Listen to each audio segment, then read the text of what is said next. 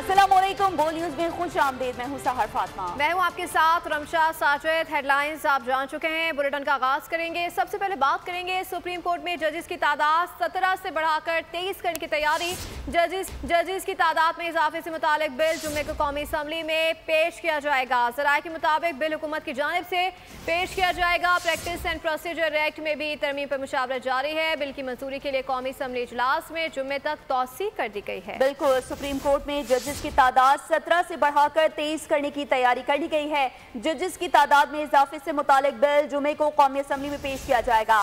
ज़राए के मुताबिक बिल हुकूमत की जानिब से पेश किया जाएगा, जबकि प्रैक्टिस एंड प्रोसीजर एक्ट में भी तरमीम पर मुशावरत जारी है। बिल की मंजूरी के लिए कौमी असम्बली इजलास में जुमे तक तौसी कर दी गई।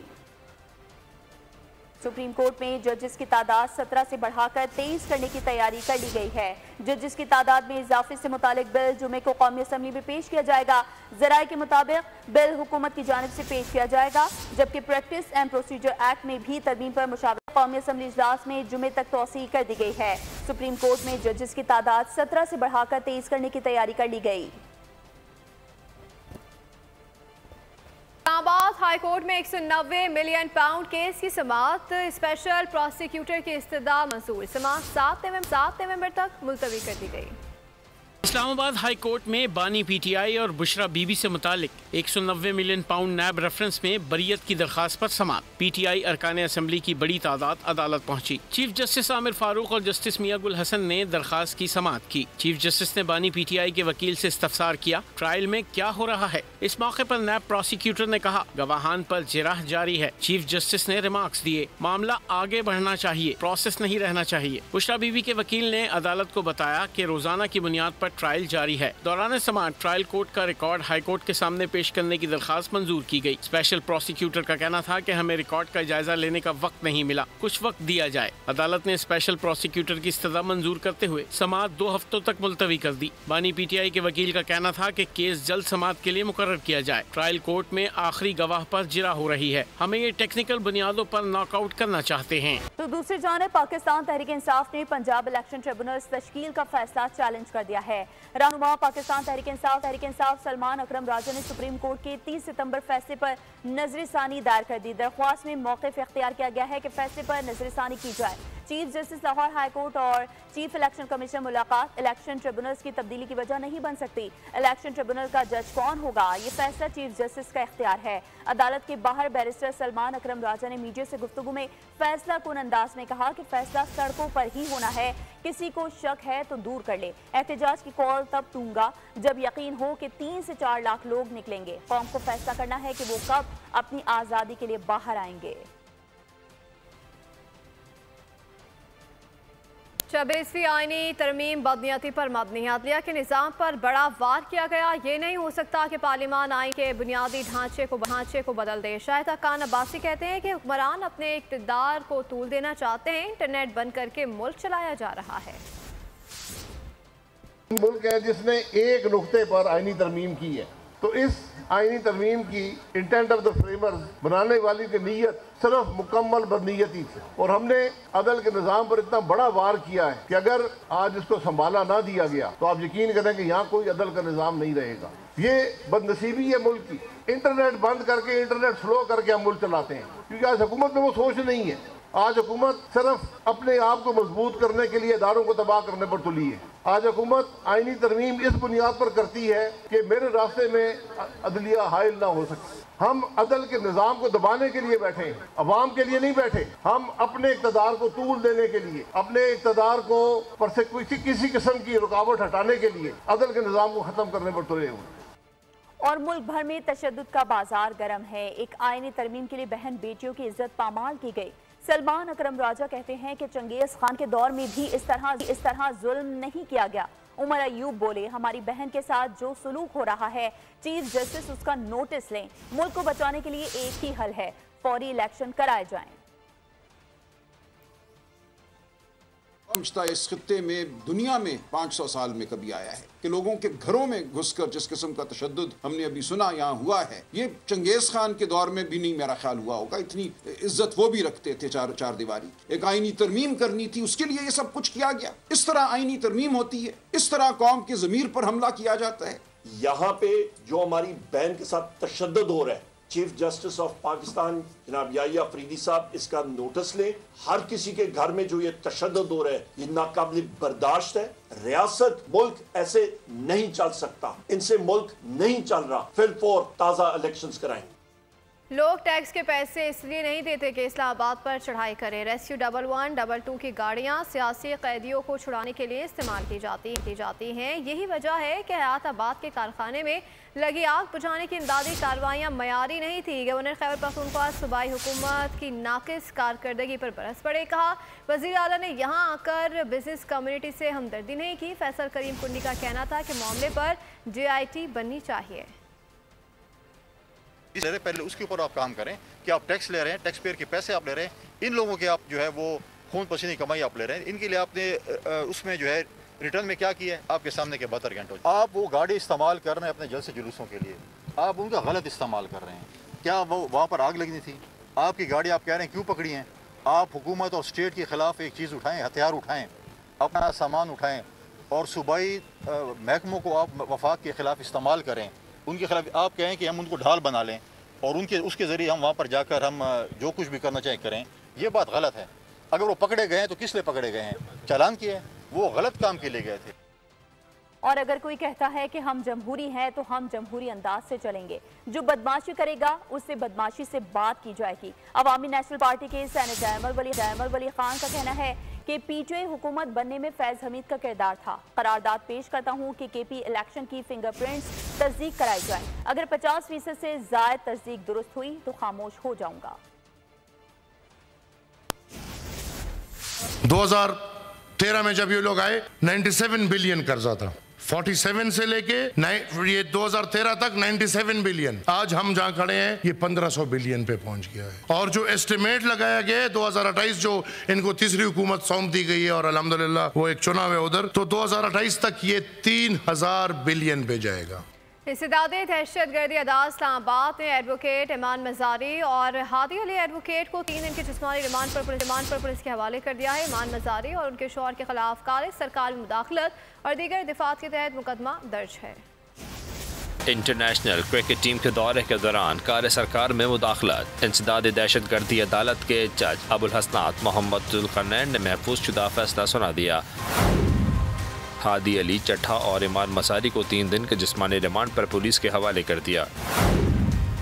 ईमान मज़ारी और हादी अली चट्ठा के खिलाफ दहशतगर्दी की दफात के तहत थाना अपारा में मुकदमा दर्ज है। प्रोसिक्यूटर राजा नवीद ने समाअत के दौरान जिस्मानी रिमांड की इस्तदा करते हुए मौक़िफ़ अपनाया कि ईमान मज़ारी और हादी अली चट्टा की वजह से इंटरनेशनल सतह पर पाकिस्तान की जगहसाई हुई, मुल्ज़मान इंटरनेशनल टीमों की सिक्योरिटी के लिए खतरे का सबब बने। आगे बढ़ते हुए आपको बताएं कि वज़ीर-ए-आज़म शहबाज शरीफ वफ़द के हमरा सऊदी अरब पहुंच गए। एयरपोर्ट पर डिप्टी गवर्नर रियाज प्रिंस मोहम्मद बिन अब्दुर्रहमान ने इस्तकबाल किया। पाकिस्तानी सफ़ीर अहमद फारूक इस्तकबाल के लिए मौजूद थे। शहबाज शरीफ पाकिस्तान में बैरूनी सरमायाकारी के फ़रोग के लिए कोशिशें करेंगे। 8वीं फ्यूचर इन्वेस्टमेंट इनिशिएटिव इवेंट में शिरकत करेंगे।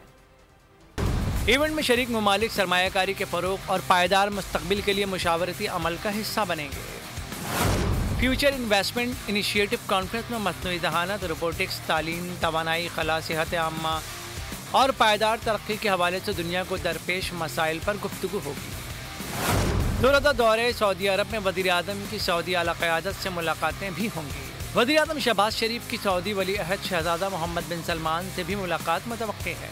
इन मुलाकातों में पाकिस्तान और सऊदी अरब के माबैन मौजूदा 2 तरफ़ा ताल्लुकात बिलखुसूस तिजारत, तवानाई, मादनियात, ज़राअत और दिफा के शोबों में ताबुन बढ़ाने पर तबादला ख्याल होगा।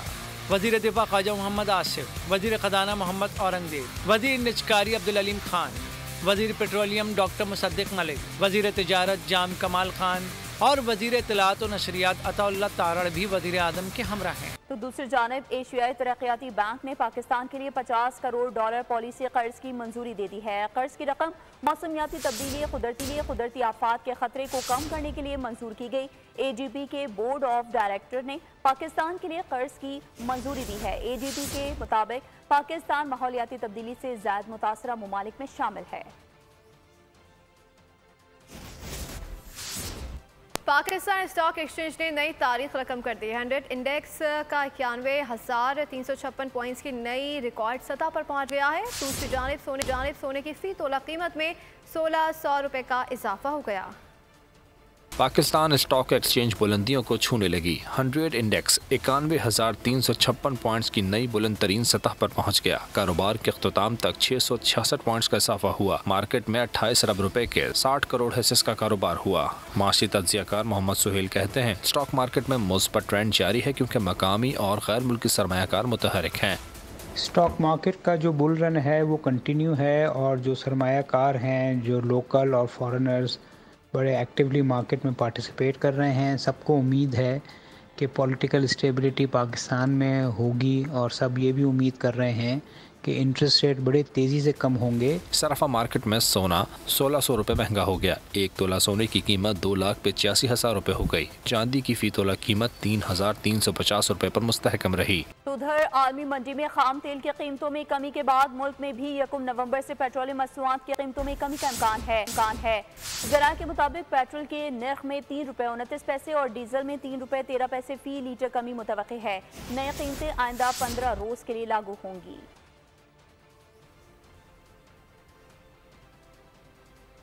अभी आपको बताएं कि कायम मकाम MD Pakistan stock exchange Nadeem Naqvi कहते हैं कि मार्केट में एक मोमेंटम है। बहुत से लोग फिक्स इनकम से स्टॉक मार्केट में आ रहे हैं। कम ही उम्मीद है कि शरह सूद मजीद कम होगी। मार्केट ऑब्वियसली इस वक्त एक मोमेंटम ड्रिवन मोड में है, लेकिन उसके पीछे फंडामेंटल्स भी पॉजिटिव हैं। मैक्रो इकोनॉमिक सिचुएशन भी पॉजिटिव है। आपके करंट अकाउंट की सिचुएशन, आपकी करेंसी की स्टेबिलिटी, आपके इन्फ्लेशन रिलेटिवली स्पीकिंग पहले से कम है। और आई थिंक इस वक्त लोगों का फोकस जो है वो स्टेट बैंक की अगली पॉलिसी मीटिंग पे है, मॉनेटरी पॉलिसी मीटिंग पे, और उसमें एक्सपेक्टेशंस हैं कि इंटरेस्ट रेट्स फर्दर कम होंगे। तो काफ़ी लोग जो कि फ़िक्स्ड इनकम में इन्वेस्टेड थे वो अब कोशिश कर रहे हैं कि इक्विटी मार्केट में भी आएँ। साथ में हमने ये भी देखा है कि जो कंपनीज लिस्ट कराना चाहती थी, जो पीछे हट गई थी पिछले साल, उन्होंने भी वापस इंटरेस्ट शो किया है।